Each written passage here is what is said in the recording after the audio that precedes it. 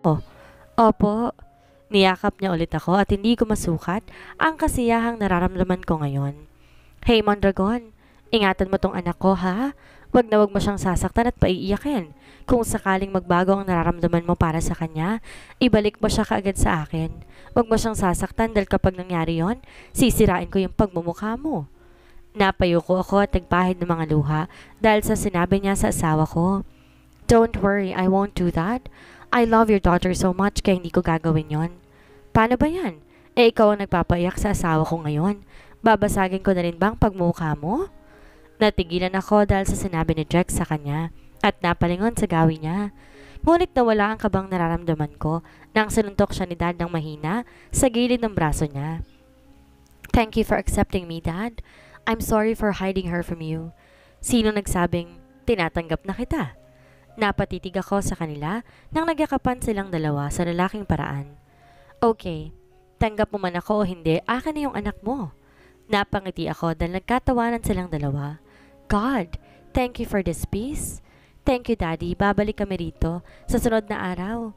Muli akong yumakap sa kanya at tumango siya sa akin.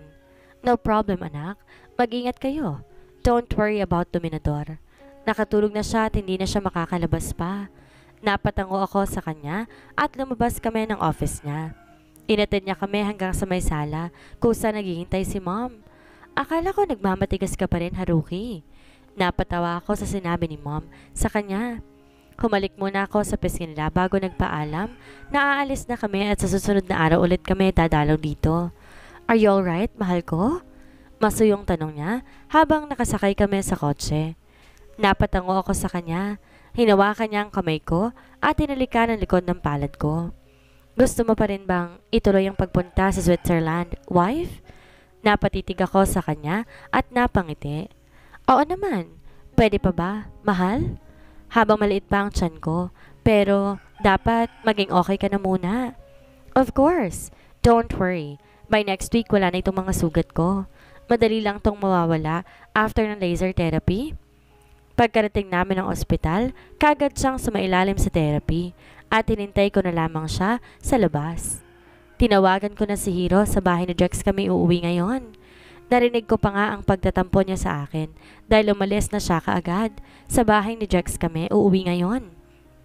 Kahit nasa duty siya, pinuntahin pa rin ako dito sa ospital. Sigurado ka bang maghihil na yung sugat na yon nang ganun kadali? As far as I know, he is a demon, kaya't laging nagbabaga ang mga sugat niya. Habang nakatitig sa loob ng crystal window kung saan ginagamot ang sugat ni Jax. Hiro naman, nandito ka ba para asarin siya? Napangiti siya at ginulo ang buhok nito. Ito naman hindi mabiro, halika nga muna dito. Napayaka pa rin ako sa kanya at tinila niya na ako. Natigilan kaming dalawa nang bumalya ang pinto. Damn, who's that asshole? Sabay kaming napalingon kay Jax at para siyang kakain ng tao. Ngunit nagbago ang ekspresyon niya na makita niya si Hiro. Hoy, may asshole ka no? Bawal ko nang yakapin si ate? Kaagad siyang bumalik sa loob at nakita ko siya, nakatitig pa rin sa akin. Pati na ang doktor na gumagawa nito. Kaagad siyang bumalik sa loob at nakita ko siyang nakatitig pa rin sa akin. Pati ang doktor na gumagawa ng therapy sa kanya, wala nang nagawa. Lukol talaga talaga yung doktor mong asawa. Porket siyang nagmamayari ng ospital na to, ang akala niya siguro lalaki mo ko. Pati ako'y napatawa dahil sa sinabi niya. Napatitig ako sa kanya sa loob at seryosong mukha niya. Baka nga'y nakala niyang may kayakap akong ibang lalaki dito dahil hanggang balikat nang makikita mula sa loob at nakasuot pa ng black cap si Hiro. Nakatalikod sa window. Babalik na ako sa trabaho, ate. Mag-ingat ka lagi doon, ha? Tukoy niya kay Drex. Hiro, lagi na lang ba kayong magbabangay ng asawa ko? Siya din naman na nagsimula. Bye! Napatitig ako sa kanya na maglakad siya paalis. Napasingap ako na may nabangga siyang nurse sa unahan. Nahulog ang gamit na bitbit nito at kagad naman itong pinulot ni Hiro. Narinig kong kapwa sila nagsorry sa isa't isa. Ngunit nakita ko kung paano nag-iwas ang tingin ng babae sa kanya na magtamang paningin nila at sinundan niya pa ito ng tingin nang bigla na lamang tong umalis. Hiro, hindi ka kasi nag-iingat. Sino yun? Pinsan ng ex-fiancé ko. Napaangat ang kilay ko at napalingon sa nurse na naglalakad papalayo. Sige na, pumasok ka na doon. Napatango ako sa kanya at ginulo niya pa talaga ang buhok ko bago umalis. Pagpasok ko sa loob tapos ng laser therapy at nakahiga pa rin sa Drex sa hospital bed. Nasaan ang kapatid mo? Bumalik na sa trabaho niya. Tapos na ba, mahal? Masakit? It's not. Konting hapdi lang. Bakit ka naman lumabas kanina nang hindi pa tapos? Napaiwas siya ng tingin sa akin. Kala ko kung sino kayo eh. Napatawa ako sa kanya at tinalikan siya sa pisngi. Pagkalipas ng ilang minuto, pinayagan na siyang lumabas. Kaagad kaming umuwi ng bahay at tumis ko ng manson, pati na rin ng mababait na kasambahay. Napangiti pa ako nang batiin nila ako at kaagad ko ring inayang asawa ko na puntahan ng room ng baby namin. Slowly, wife. Hindi naman yun tatakbo eh. Hindi ko na siya pinansin at mas nauna ako naglakad papunta sa ikalawang palapag. Katabi lang daw ng kwarto namin, kaya kaagad ko tong nahanap at pinihit ang seradura. Napasimangot ako dahil nakita ko siyang natatawa habang papalapit sa akin. Nakalak kasi ang pinto at siya lang makakapagbukas. Bakit ganyan? Parang gusto ko nang pumasok. Don't worry, makakapasok ka pa rin naman. Nilak ko lang yan dahil umalis ako. Go on, you can check it. Unti-unti akong pumasok sa loob at ginalang paningin ko. Namangha ako dahil sa ganda nito sa loob. Nakaayos ang lahat ng mga gamit. Halos kumpleto na ang mga gamit. Naramdaman ko hinapit niya ako sa bewang kaya napayakap ako sa kanya. Thank you, mahal. Siguradong natutuwa rin si baby. I am glad to hear that, wife. Unisex sa mga gamit na binabili ko dahil hindi pa natin malalaman ang gender niya. Kapwa kami napatitig sa higaan niya at sa crib, di ko maiwasan na makaramdam ng excitement. Nakikita ko na ngayon ang mukha ng baby natin, mahal. Green eyes din siya pero sa'yo nagmana ng shape at lips. Sobrang ganda niya katulad mo. Napalingon naman ako sa kanya at napatawa na lamang ako. Sure ka, green eyes siya? Paano kung hindi? No way! Sa akin talaga magmamanang mga mata niya, wife. Believe me. I paint our child carefully while we're making love kaya maniwala ka. Napailing ako at napahagikik sa sinabi niya at pinanggigilan niya na naman ako. Pinaulan na niyang halik sa pisngi. Oh, I really love this demon. He is my everything and my world. 4 na araw mula na makabalik kami rito sa mansion. Kahapon lang bumisita kami sa bahay tulad ng pinangako namin kay dad at mom. At ngayon muli akong bumalik sa pagpipinta dahil yun talagang bagay na nais kong gawin. At siya na may bumalik na rin sa pagiging CEO niya dahil okay na ang mga sugat niya. Konting pamumula na lamang at nilalagyan na lamang ng ointment para mawala ang bakas. At buti na lang hindi tumutol si Jack sa nais kong gawin. Natuwa ako na sobra dahil sinuportahan niya ako sa pagsali sa exhibit. Gusto niya raw akong makita na nagpipinta ng live sa exhibition event. Kaya ngayon nagpa-practice ako sa maaari kong ipinta dahil nakapasok ako sa entry 1 month from now. Napangiti ako habang tinititigan ang painting na ginawa ko. Napatibok na mabilis ang puso ko nang mapagtantong mukha ni Drex ang naipinta ko. May hawak siyang isang sanggol at di na ako makapaghintay na makita siya karga-karga ang magiging anak namin. Iba pa rin kasi sa feeling kapag nakikita ng isang asawang babae ang asawa nilang lalaki na maalaga sa anak nila at isa na ako ron. Alam ko aalagaan niya kami ng mabuti. He is a good and perfect husband. That's why mahal na mahal kong demonyong yon. Mahal! Napalingon ako nang marinig ko ang boses niya. Nakahubad siya ng tuxedo at ngayon, ang necktie naman ang hinuhubad niya habang nakatitig sa painting na nagawa ko. It's me! Mahinang bulong niya nang yumakap siya mula sa likod ko. Dumikit ang labi niya sa pisngi ko at nagtagal doon. Thank you, wife. Sobrang galing mo. I am so proud of you. Salamat, mahal. Salamat dahil pinayagan mo ako magpinta ulit. It's nothing. Talent mo yun at ayoko ring magtampo ka sa akin. Can I have a request, mahal ko? Napalingon ako sa kanya at napatitig sa kulay berde niyang mga mata. Ano yon, mahal ko? Can you paint us? We are undressed and we're making love. Nag-init ang mukha ko dahil sa sinabi niya. Kaya kong gawin yon, mahal. Basta ba hindi ka nakasimangot na tila hindi kita pinagbigyan? Napatawa siya sa sinabi ko. Totoo naman na. Tinulugan mo ako kagabi. Parang ang di mo ako namimiss eh. Tinampal ko siya sa dibdib dahil hindi totoo ang sinasabi niya. I miss you so much. At nakatulog ako kagabi. Maaga mo rin naman akong ginising para lang doon na. At saka nung di pa okay ang sugat mo, gusto mo na kaagad mag-make love tayo. Dumakas ang pagtawa niya at niyakap ako. Ang pikon naman ng mahal ko. So, are you ready tonight? I am always ready, Doc. Gladly. Kagad niyang hinapit ang bewang ko at siniil ng halik. Binuhat niya ako papasok mula sa veranda at nilapag sa kama. Mabilis niya akong hinabaran ng damit at ako rin ang naghubad ng long sleeve niya.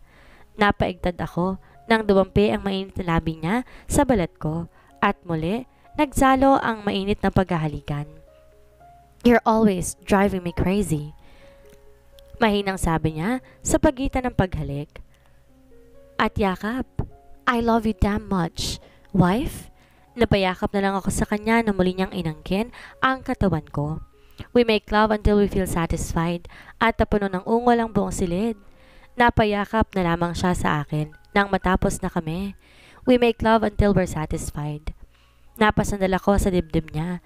Hinipo ito pababa sa abs niya. Another round, mahal? Yes, please, mahal. Nakangiti siya sa akin at sumandal siya sa headboard. Come on, wife. Drive me crazy. Can you do it? Kaya kitang pabaliwin, Doc? Narinig ko pa ang mahinang pagtawa niya at napatitig siya sa akin nang pumatong ako sa ibabaw niya. Nakita kong napapikit siya at nagbakawala ng mahinang ungol na makapasok na ang alaga niya sa loob ko. God, mahal! Bulong niya sa akin at naging mas mahigpit ang pagkakayakap niya sa akin. Hindi ko nga rin mapigilan na sambatin ang pangalan niya. Habang gumagalaw sa ibabaw niya at pareho lang kaming nababaliw nito. I love that, mahal. Di ko akalaing seryoso ka na pababaliwin mo ko. Ngumiti ako sa kanya at nasa ibabaw niya pa rin ako. Gumalaw siya para humiga habang nakayakap ako sa ibabaw niya. Are you sleepy? Gusto ko kumain ng grapes, mahal? Sagot ko sa kanya. Marami akong pinabiling prutas kahapon. Let's go downstairs? Tumango ako sa kanya at bumaba sa ibabaw niya. Pumasok kaming dalawa sa banyo dahil lagi niyang sinasabi na after namin mag-make love, kailangan namin mag-half bath to maintain the proper hygiene. Tsaka nasanay din ako na ganon dahil nilalagkit ako pagkatapos. Wife, wala pang grapes. Napakunot noo ako at muling naghanap. Ito na lang, mangga, ayoko niyan. Mabilis kong sabi dahil grapes ang hinahanap ng sikmura ko. Bukas na lang, bibilhan kita. Napaka-rami. Ines ko siyang tinignan. Ayoko na bukas ko pa matitikman. Napasimangot ako at narinig ko pa ang pagtawa niya. Sungit naman ang mahal ko. Okay, fine. Bibili ako ngayon mismo. Sasama ko kaagad. Agad siyang umiling sa akin. No, dito ka lang, gabi na. Intayin mo at napasimangot ako. Narinig ko ang pagtawa niya. Kagad na ako nagmarch sa palabas ng kitchen at hinabol niya ako dahil papalabas na ako ng garahe at hindi niya na ako mapigilan. Sasama ako sa ayaw at sa ayaw niya. Huwag mo akong pigilan, Hendrik, sinasabi ko sa'yo. Mag-ingat ka sa pag-drive, ha? Sabay ayos ko ng necktie niya. Opo, wife, mag-ingat ka rin dito, ha? Napatawa naman ako sa sinabi niya. Sige na, huwag kang mag-alala sa akin, mahal. Hinapit niya muna ako at saka hinalikan sa labi. Bibili na talaga ako na napakaraming grapes. Baka magsusungit ka na naman mamayang gabi. Napatawa na lang ako sa kanya at niyakap siya. Inihatid ko siya hanggang sa garahe at kumaway ako sa kanya nang nakapasok na siya sa kotse. Ngulit muli siyang bumaba at naglakad pabalik. Oh, may nakalimutan ka bang gamit mo? Yeah, here. Nagulat pa ako nang siniil niya ako ng halik. I love you, wife. Don't skip your meal, okay? Uuwi kagad ako pagkatapos ng meetings. Napayakap ako sa kanya kasi hindi pa siya naaalis. Namimiss ko na siya kaagad. I love you too, mahal. Hihintayin kita pa uwi. Sagot ko, but he's really a kissing monster dahil hindi pa siya nakontento at muli pa akong hinalikan. Kagad akong pumasok sa loob na makaalis na siya. Inihanda ko ng lahat ng lulutuin ko dahil may plano talaga akong puntan siya sa office niya at sorpresahin. Inihanda akong favorite dish ng adobo at napapangiti ako habang ginagawa ito. Mamayang lunch pa ako pupunta doon kaya nagpaint na muna ako. Napatigil ako sa pagpipinta nang marinig ko ang sinabi niya sa kabilang linya. Oh, Hiro, ikaw pala. Nagpalit ka ng phone number? Ate, si Haris to. Napatayo ako mula sa pagkakaupo at napakurap. Haris, kamusta ka na? Okay lang ako. Ikaw? Ayos lang din? Nakaramdam ako ng lungkot dahil namimiss ko na rin siya kahit alam kong hindi ko pala siya tunay na kapatid. Marahil ngayon nag-iisa na lang siya dahil nakulong na ang biological grandfather niya na hindi naman siya tinuring na apo. Ate, maaari ba tayong magkita? Miss na kita at may tatanong sana ako sa iyong importanteng bagay. Sige ba, saan mo gusto? Sa Ed's Coffee Shop na lang. Thank you, Ate Hana. Walang anuman. Sige na, mag-text ka na lang sa akin. Sumang-ayon din siya kaagad at agad ako nag-ayos ng dadalhin ko para sa asawa ko. Pagkatapos namin mag-usap, diretso na ako sa office niya. Hindi ko alam kung alam niya tungkol sa tunay niyang pagkatao. Nalulungkot ako para sa kanya. Tunay na kapatid pa rin ang tingin ko sa kanya dahil 2 taon lang ang tanda ko sa kanya at malapit kami sa isa't isa. Kagad ako nagpatid sa driver sa Ed's Coffee Shop at pinaghintay ko na lang siya sa labas. Nakita ko kaagad si Harry sa pinakadulong table. Napatitig siya sa akin at tumayo siya at niyakap ako. "Namiss kita," sabi niya. "Ako rin." Kumalas siya sa akin at umupo na kami. Nag-order siya ng inumin at parang naiilang siya sa akin. "May problema ba?" Tanong ko sa kanya. Hindi pala tayo tunay na magkapatid. Hindi ko rin tunay na mga magulang sina nanay at tatay. Inawakan ko siya sa kamay dahil naiiyak siya. "Kapatid pa rin ang turing ko sa'yo. Alam mong mahal na mahal ka ni ate, hindi ba?" Nagbayad siya ng luha at pati ako'y naiyak na rin. "Ate, nung kinuha ko ni Don Emmanuel, nalaman kong apo niya ako dahil sa mga litratong nakita ko sa mansyon niya. Kinulong niya ako doon habang nagtago siya sa ibang bansa." Napatitig ako sa kanya dahil alam niya na pala. Pero kahit nalaman ko yon, di ko pa rin siya kayang ituring bilang kadugo ko. Siya nagpapatay kay nanay at tatay dahil nagtangka silang isauli ka sa mga magulang mo. Nabigla ako sa sinabi niya at napaiyak na lamang ako. Napakasama niya at dapat lang na mabulok siya sa kulungan. Hayop siya, Harris. Dapat lang na...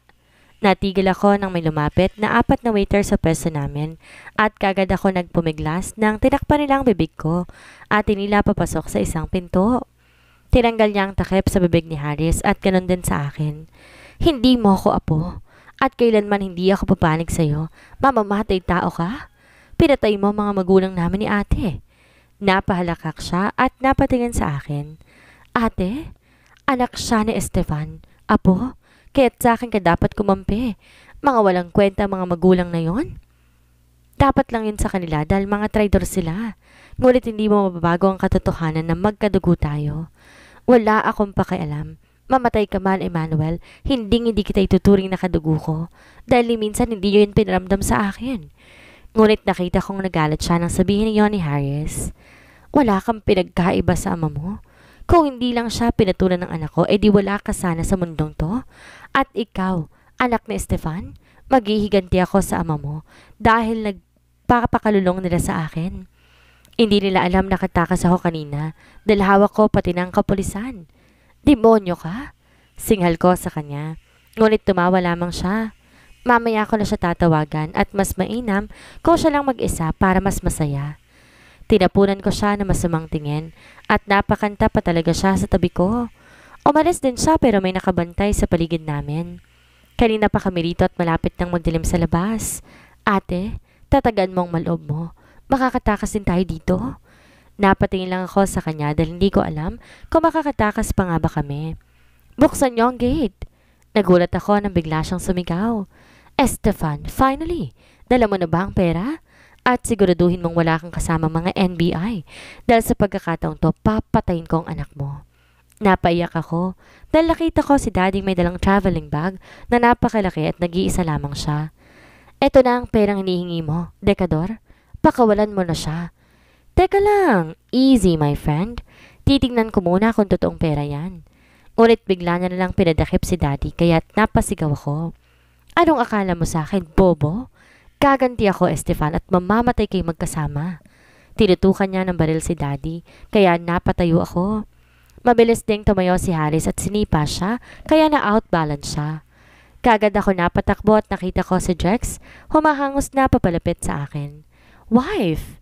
Kagad niya akong niyakap at pinaikot, at ang sunod kong narinig ay ang nakabibinging paputok ng baril. "No! Mahal?" Kinakabahan kong sabi at napatitig ako sa kanya. Ganon din siya sa akin. Ngunit napalingon ako na makita si Harris na bumagsak sa sahig. Harris! Lalapit sana ako sa pwesto niya, ngunit mabilis niya akong hinila at nagtago sa isang pader. Damn! Shh! Calm down. Wag muna, wife. Nagbabarilan ng mga devils at ang mga tauhan niya. Si Harris, si Daddy. Umiiyak kong sabi. Shh! May suot na bulletproof si Dad at nakita kong may tama si Dominador, kaya malabong makatakas pa siya. Stop crying, mahal ko. Nandito na ako. Napayakap ako sa kanya at napahagulgol ng iyak sa dibdib niya. Don't be afraid, baby. Stop crying. I am sorry kung ngayon lang ako. We have to plan it before we make our moves. You're safe now? Di na ako nakasagot. Basta na lang akong nawala ng malay. Unti-unti kong idinilat ang mga mata ko sa taong nasa gilid ko. Thank God you're awake. Niyakap niya ako at napatulala lamang ako. Si Harris? Tanong ko sa kanya. Si Daddy nasaan? Nasa OR si Harris at si Dad nasa kabilang room but he's fine. Sumama lang pakiramdam niya. But wife, magpahinga ka muna. You need to take a rest. It might affect the baby at hindi ko kakayanin kapag nawala siya sa atin. Si Harris umiiyak kong sabi at niyakap niya lamang ako. He'll be fine. Sinalo niya ang bala na dapat ay sa atin. Harris, umiiyak kong sabi at niyakap niya na lamang ako. He'll be fine? Sinalo niya ang bala. While I'm protecting you, he also protected me. Hindi siya tumigil sa pagpapagaan ng loob ko, kaya't nang medyo kumalma na ako, ay pinuntahan namin si Daddy. At pagkatapos kaagad ako nakiusap, napunta na namin si Harry sa labas ng OR. Pagdating namin sa labas, hindi na ako mapakali. Nanginginig ang mga kamay ko. Inawakan niya ito at ganun din ang paglabas ng doktor. Sinong pamilya ng pasyente? Ako, Doc. Kamusta siya? I'm sorry. Napailing na lamang siya at bigla na lang sumikip ang dibdib ko at napahagulhol na lamang ako ng iyak. Hindi ako makapaniwala habang nakakakapit sa braso ni Daddy. Malapit na ako sa peso ni Drex at nagkatitigan kaming dalawa. Muli kaming ikakasal ngayon sa harap ng napakaraming tao. Humalik ako kay Dad at niyakap niya ako bago niya ako ibigay kay Drex. Napangiti ako na makita ko, kinindatan ako ni Harris na siyang best man ni Drex. And yes, after sabihin ng doktor na hindi siya nakasurvive, muling bumukas ang pinto at nagsabi ng nurse sa loob, muling gumalaw ang life machine at muli siyang lumaban.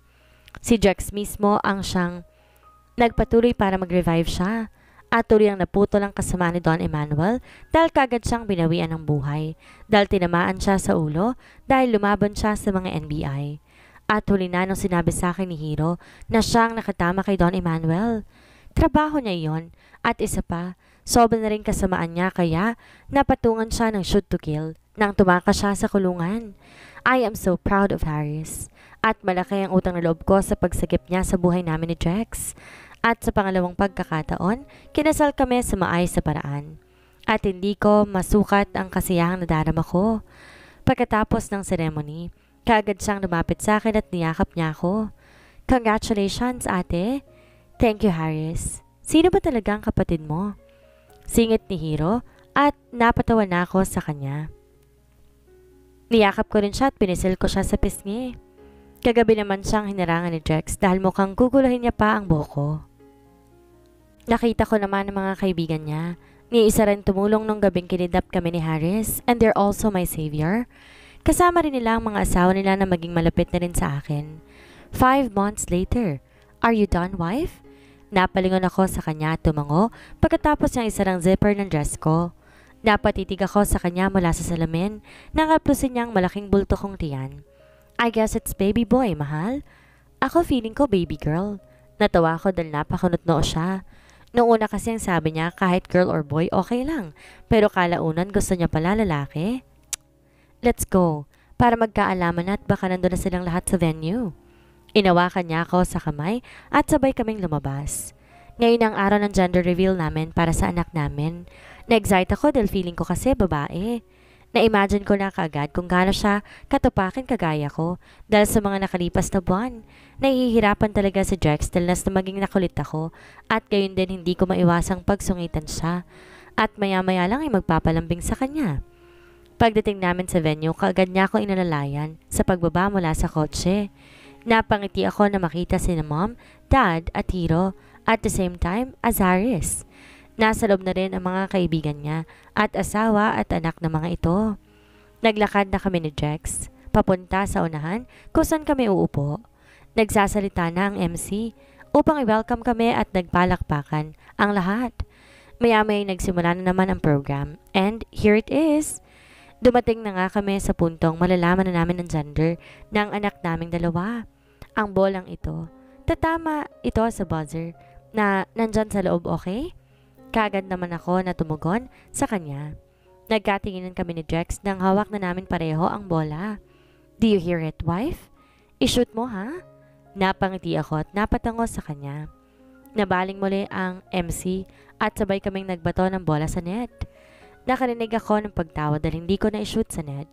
Kapag isa lang palang nakapasok, hindi lalabas ang result. Alright, isa pa mukhang sanay na sanay mag-shoot si Mr. Mondragon, but si Mrs. Mondragon hindi. Napangisi sa akin si Jex at muling iniabot ang bola sa akin. Come on, mahal, kaya mo yan. Sabi niya sa akin at muling nagbilang ang MC. Sabay naming ibinato ang bola. Napatakip ako sa bibig ko dahil tumunog ang buzzer at ang kasunod ay ang pagsabog ng kulay pink at blue sa hindi kalayuan sa amin. Nakatitig lang ako habang pumapaibabaw ang dalawang kulay at nagkatinginan kami ng asawa ko. Bigla niya akong hinalikan at niyakap. God, mahal! Kambal ang anak natin? Sabi niya at napatulala pa rin ako. Basta na lang akong napaluhan ng mahimasmasan. Pinahiran niya ang mga luha ko at hinalikan ako sa noo. Thank you so much for this gift. Narinig kong pagpapalakpakan ng mga nasa paligid namin nang muli niya ako niyakap at parang lumulutang pa rin ako sa hangin. Congratulations to the both of you, anak. Napayakap si mommy sa akin at ganon din si dad. Thank you, mom, dad, ate, congrats. Salamat, Hiro. Thanks, Harry. Narinig ko naman ang pag-iingay ng mga kaibigan at napatawa ko. What the? Sharpshooter pala si Doc Mondragon, man. At nagkatawanan pa nga sila. Lumapit naman si Mika, Caramel at Coke sa pwesto ko. Kaagad nila akong binati at tumugon naman ako sa kanila. Kahit tapos ng program, hindi pa rin ako makamove on. Pagdating sa bahay, agad akong pumasok sa kwarto nila. Mahal? Napalingon ako sa kanya at nakita ko siyang pumasok. Kulang palang mga gamit na to, mahal. Hindi ako makapaniwala, kambal ang anak natin. Me too. Come here. Niyakap niya ako at sumandal ako sa dibdib niya. I love you, mahal. Kaya palang sungit-sungit mo dahil dalawa pala sila. Napatawa ako sa sinabi niya at nagtiptoe ako. Hinalikan siya sa pisngi. I love you too, Doc Hendricks. Thank you sa mahabang pasensya at pagtsatsaga mo sa akin. Hindi na siya nagsalita pa at basta na lang siniil ng halik.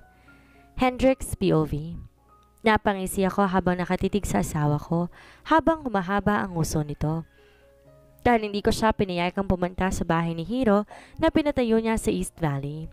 Isang subdivision na madadaanan ang maraming punong kahoy at pinasadya talaga iyon na may-ari. Gustong-gusto niyang pumunta doon dahil nagaganda daw siya at masarap ang simoy ng hangin, but I refused.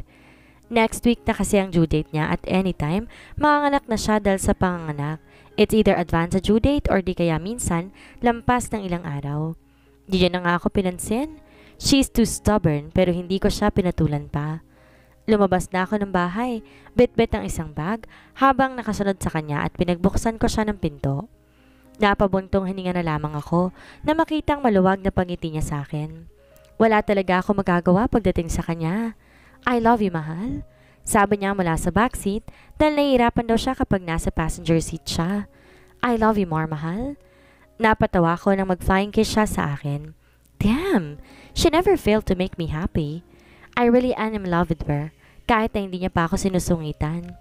Pagkatapos magpapalambing siya sa akin, parang kulang ang araw ko. Wow, ang ganda talaga. Sana mahal, may bahay din tayo dito, no? Konti pa lang nakatayong bahay dito at saka layo pa na agad siguro, marami pang bakante. Manghang sabi niya kaya napapangiti ako habang nagmamaneho. She really amazed me with her facial expressions and reactions. Don't worry, kapag naghanap ka na, makahanap tayo ng magagandang pwesto rito. Talaga, mahal? Gulat na tanong pa niya. Gusto ko yung bahay na ipapatayo, yung tulad ng bahay ni Hiro, yung native house kasi ang ganda. Then, we will build that kind of house then. Natigilan ako nang huminang takbo ng kotse. Mahal, bakit? I don't know, wife. Diyan ka lang ha, i-check ko. Lumabas ako ng kotse at tiningnan ito. Tiningnan ko ng mabuti kung meron bang nasira pero wala naman akong makita. Isa pa, kabibili ko lamang nito. Ngunit napapikit ako na makita ang gulong ko. Nasiraan pala ako nang hindi ko namamalayan. At dito pa talaga sa gitna ng kakahuyan, papunta sa bahay ni Hiro. Wife, will you call Hiro? Nasira ang gulong ko. Napakunot ang noo ko dahil hindi siya sumasagot. Kinabahan naman ako, binuksan ang pinto ng kotse. Wife, what's wrong? Mahal, ang sakit ang tiyan ko eh. Tsaka nangangalay yung balakang ko. Damn, sobrang sakit ba talaga? Tumabi ako sa kanya at hinaplos ito. Napasandal siya sa balikat ko at may times na dumaraing siya maya-maya, magiging okay na naman siya. Dinukot ko ang phone ko mula sa bulsa. Nang inanap ang phone number ni Hiro dahil malayo pa kami sa bahay niya at isa pa ang daan na ito ay papunta lamang sa bahay niya at nasa kabilang side lang ng mainway ang lahat ng taga rito. Napamura ako dahil hindi ko na siya makontakt. It is out of coverage area. Bakit kasi dito pa nagpatayo ng bahay? Wala naman palang signal dito. Mahal, tawagan mo mga kaibigan mo o kaya sina mom and dad. Si Harris. Wife, wala namang signal. Hinaplos ko kaagad ang tiyan niya dahil napadaing ako at naninigas ito. Damn, manganganak na siya. Hendrix, manganganak na nga yata ako eh. I know. Don't panic. My wife? Don't panic. Remember, I'm a doctor. Don't get nervous, mahal. Pagpapakalma ko sa kanya dahil nakikita ko na iiyak na siya. Hindi ko akalain na manganganak ako sa gitna ng daan at kagubatan. Kanina ko pa iniinda ang sakit at namamawis na ako. Kanina nung papaalis na kami ni Drex, nakaramdam ako ng pangangalay ngunit mabilis lang naman at hindi ko naman nakalain na manganganak na talaga ako. Next week pa kasi ang due date ko at buti na lang may mga gamit siya dito sa loob ng kotse niya katulad ng surgical gloves. Ang ginawa niya, binuksan niya ang likod ng kotse niya at pinababa ang sandalan kaya nagmukha itong higaan. Pinasandal niya ako sa likod ng kotse niya na nasa unang upuhan. Nilagyan ng damit ang bandang hita ko. Ang sakit! Namimilipit ako sa sakit ng balakang ko at maya-maya lang mawawala na naman. Tumitigas din ang tiyan ko at parang gusto kong maglakad o di kaya maglambitin. Damn! Walang signal dito? Sabi niya. At kanina pa akong dumadaing sa sakit ngunit wala pa rin. Hindi niya na rin maayos ang gulong dahil naiwan niya raw sa isang sasakyan ang mga tools niya. Maya-maya lang hinaplos niya na naman ang tumitigas kong tiyan. Breathe in, breathe out. Isa pa mahal para mabawas-bawasan ng sakit. Come on! Napailing ako kasi namimilipit ako sa sakit. Bakit ganito? Pabigla-bigla ang panganganak ko. Buong akala ko sa susunod na linggo pa. Wife, I will do an internal examination so that malalaman ko at masukat kung ilang cm ka na. If you feel pain or discomfort, just tell me, okay? Don't worry, saglit lang siya. Kagad ako napapikit dahil parang sasabog na ako. Shh, saglit lang to. Sabay haplos sa tiyan ko. My babies, don't be stubborn ha. Huwag na pahirapan si mommy, okay? Dinig kong sabi niya at ibigay ko raw ang mga hita ko. Mahal? Nanginginig kong sabi at hindi niya nasimula ng gagawin niya. Bigla na lang may pumutok sa loob at napadilat ako na nakita kong may dumaloy sa tubig sa hita ko. They're coming, wife. Come on. Relax. Relax, mahal ko. If I say you push, you have to push right away, okay? Napatango ako sa kanya at napakapit ako sa bag na nasa gilid ko. 1, 2, 3. Now push. Nakikita ko ng ulo ni baby. Just push and don't stop. Pinuno ko ng hangin ng dibdib ko at ginawa ang sinabi niya. Another push, wife? Hindi ako makapaniwala nang nakarinig ako ng iyak na isang bata.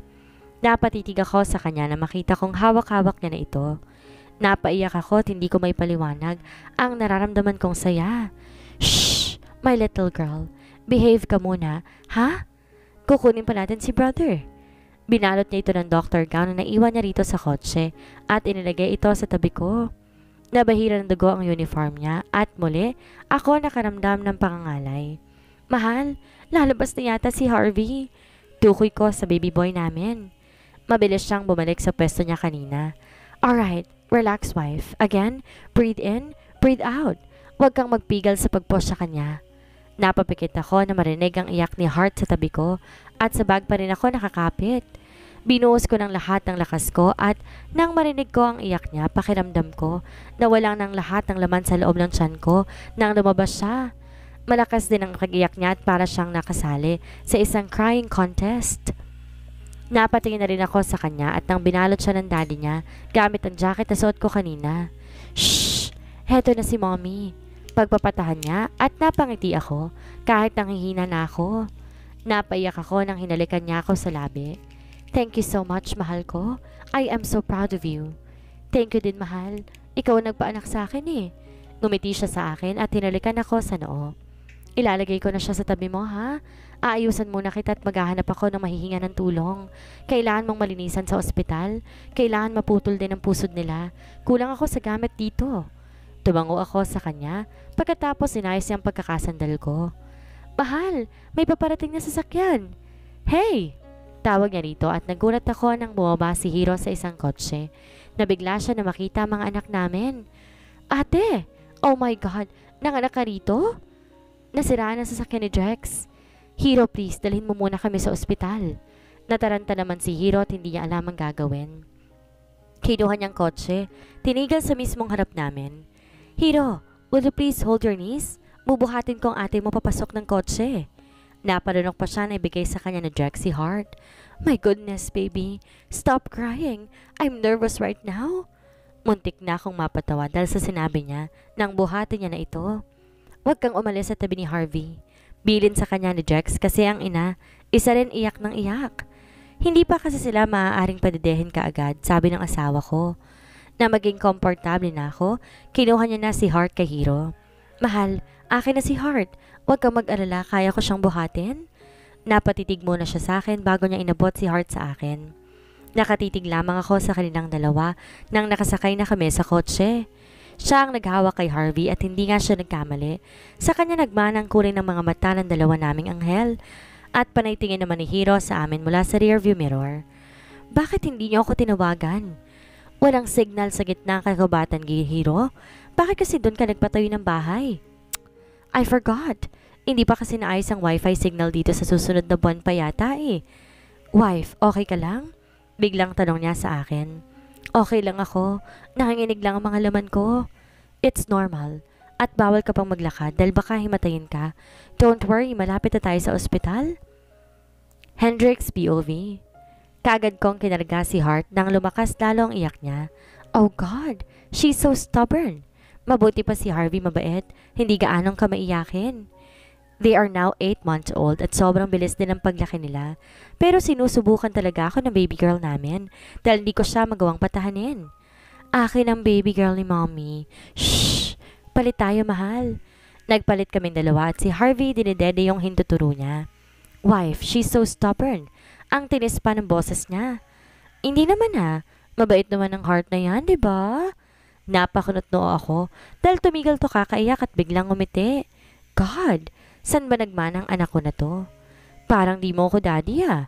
Kapag ako nakawak sa'yo, grabe yung iyak mo. Kapag si mommy ngingiti ka? Napatawang asawa ko na sabihin ko yon. And I can't believe it. She's now laughing too. Mahal, saan ba yan nagmana? Mukhang nakuha niya ang pagiging masungit mo na nagdilihi ka. Sabi ko sa kanya. Nagtatanong ka pa talaga ha? Gano'n ka ba kasungit nung nasa villa tayo? Nung amo pa kita, Hendrix Mondragon. Napakunot noo ako sa kanya at naramdaman ko na lamang. Tulog na si Harvey. Mas masungit ka, wife? Mas masungit ka, Dok. Napatawa na lang ako sa sinabi niya. Hinila niya rin si Hart at unti-unti niya nang ipinikit ang mga mata niya. Nagkatinginan kaming dalawa, sabay kaming napangiti sa isa't isa. Damn! I still can't imagine the good life I had right now. I am still hanging on cloud 9. Sa tuwing tinititigan ko, ang napakaganda kong asawa. At ang mga little angels na binigay sa aming dalawa, mabuti na lang pala at pinaglaban ko siya. Buti na lang inangkin ko siya. Sabay naming nilagay ang dalawa sa crib at dahan-dahan kong inilis ang kamay ko. Kagad ko siyang hinapit papalapit sa akin. I kissed her on her lips that I really want her tonight. Wife, tulog na sila, so let's make love? Narinig ko ang pagtawa niya at kumanti rin sa mga halik ko. Mahal na mahal kita, wife. Thank you for being a good wife and a good mother to our two little angels. Hinipo ko siya sa pisngi at hindi ako magsasawa. Titigan siya bawat minuto. Mahal na mahal din kita, mahal. At salamat sa pagiging mabuting asawa at ama ng mga anak natin. I love you, my heartless husband. Napatitig ako sa mga mata niya dahil sa sinabi niya, let us stop talking, mahal. Just make love with me. Inalikan ko siya ulit sa labi at mas pinalalim pa ang halik. Ngunit lumayo siya sa akin kaya't napakunotno ako. Mahal, dito ba tayo magme-make love? Of course not. Sa room natin. Halika na, wife. Kagad ko siyang binuhat at naglakad papalabas ng pinto. Ngunit natigilan kaming dalawa nang makarinig kami ng pag-iyak.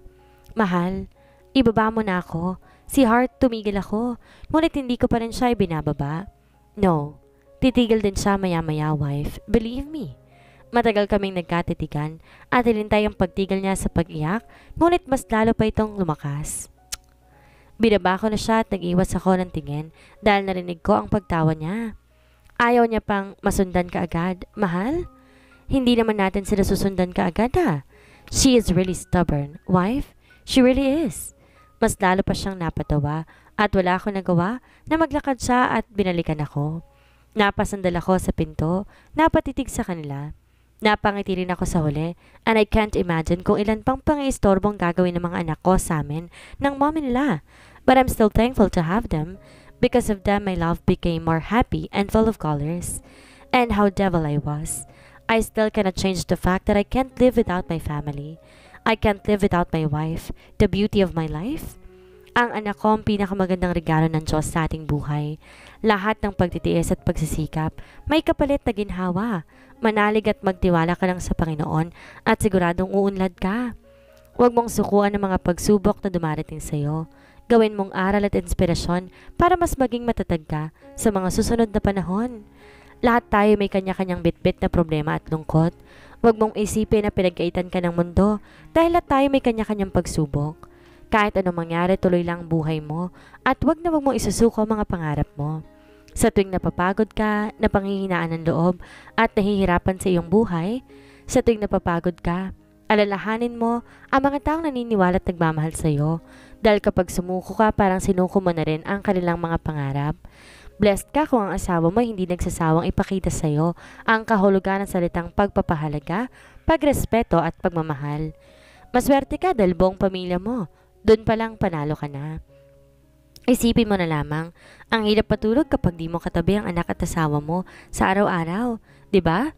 Kaya araw-araw mong iparamdam ang pagpapahalaga dahil mas mahirap ang isang wasak na pamilya.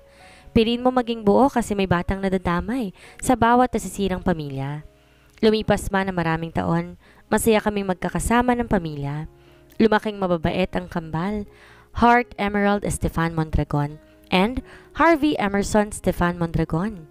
Kahit anumang pagsubok ng buhay, makakayang lampasan basta't magkakasama at nagtutulungan. At dito na po nagtatapos ang kwentong My Heartless Boss and My Traitor Maid. Ang panahon lang talagang makakatakda ng mangyayari. Lahat ng nangyayari may reason. In the end, sila talaga ang itinadhana. Di man naging maayos ang kanilang simula, nagtapos namang nagmamahalan at nagkapatawaran. Thank you po sa lahat ng sumubaybay araw-araw, bawat upload. Hanggang sa muli, ingat po kayong lahat.